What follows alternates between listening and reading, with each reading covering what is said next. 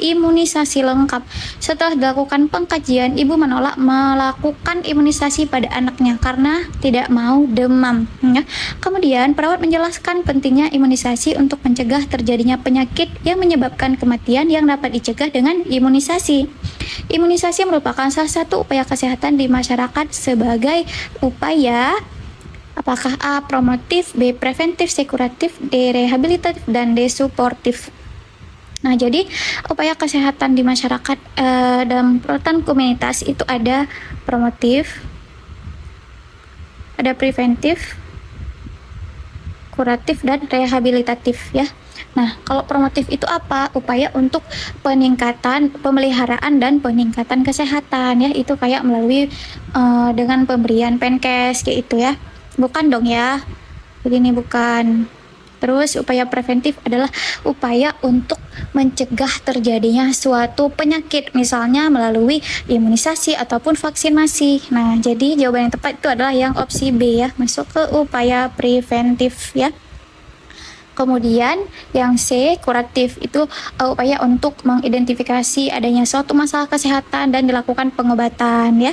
Kemudian rehabilitatif itu upaya pemulihan ya untuk mencegah terjadinya kecacatan lebih lanjut gitu ya. Nah, jadi yang suportif ini tidak ya, tidak termasuk ke dalam upaya kesehatan di komunitas masyarakat ya.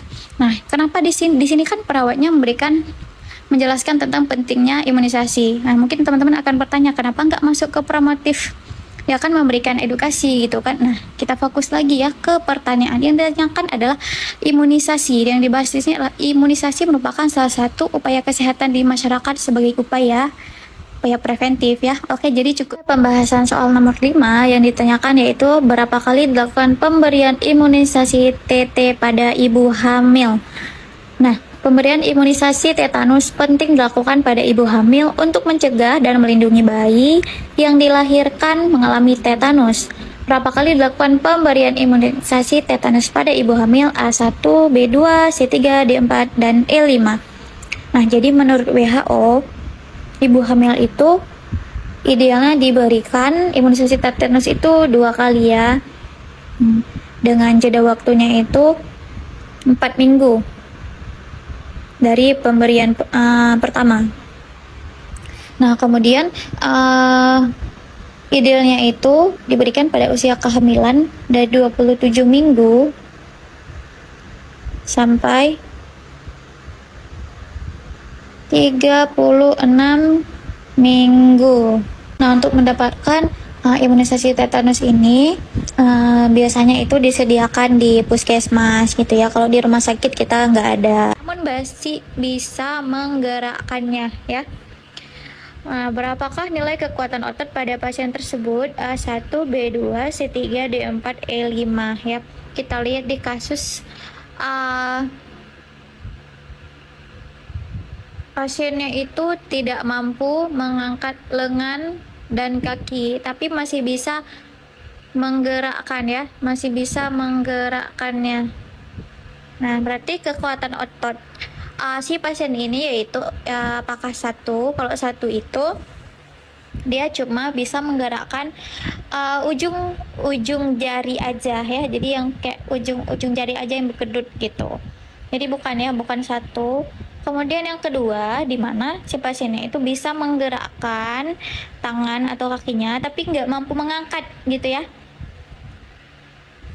Berarti jawaban tepat itu adalah yang B ya.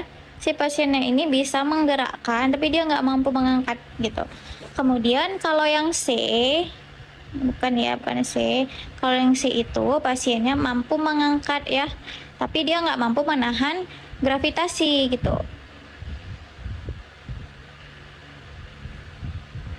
Jadi dia mampu mengangkat doang gitu. Jadi tapi nggak bisa nahan lama gitu, kayak langsung jatuh ya. Itu 3.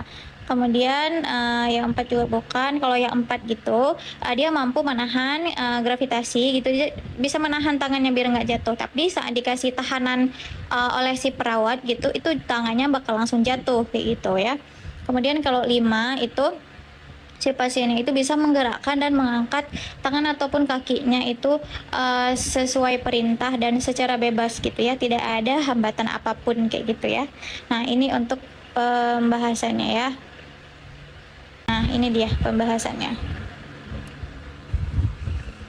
Nah, soal selanjutnya, seorang perempuan berusia 56 tahun dirawat di ruang neurologi dengan keluhan sakit kepala. Hasil pengkajian, penglihatan kabur, kelemahan kaki dan tangan pada sisi kanan, serta bicara tidak jelas. Untuk memastikan, perawat akan melakukan pengkajian pada nervus cranial 12 ya, yaitu A. Glossopharyngeal, B. Vagus, C. Hypoglossus, D. Facial, dan D. Trigeminal.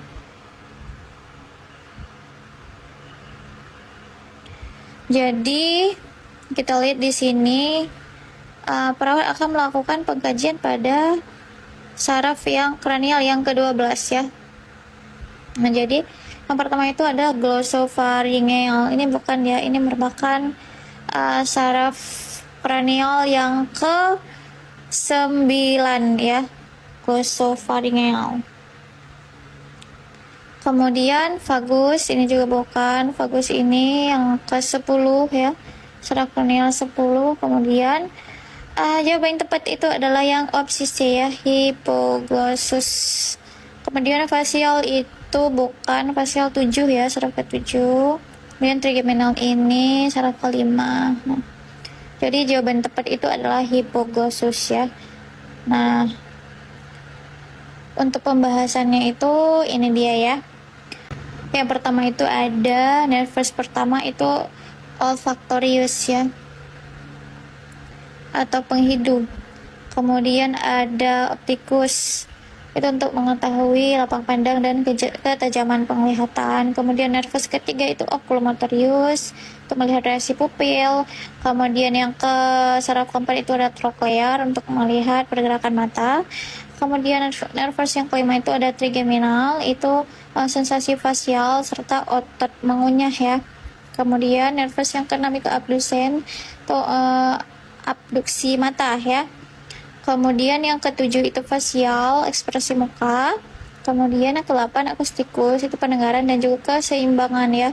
Kemudian yang ke-9 itu glossopharyngeal, untuk mengunyah dan juga berbicara. Kemudian yang ke-10 itu vagus ya, refleks menelan. Kemudian yang ke-11 itu accessorius, itu melihat pergerakan leher. Dan yang ke-12 itu adalah hipoglossus, melihat pergerakan dan kekuatan lidah ya.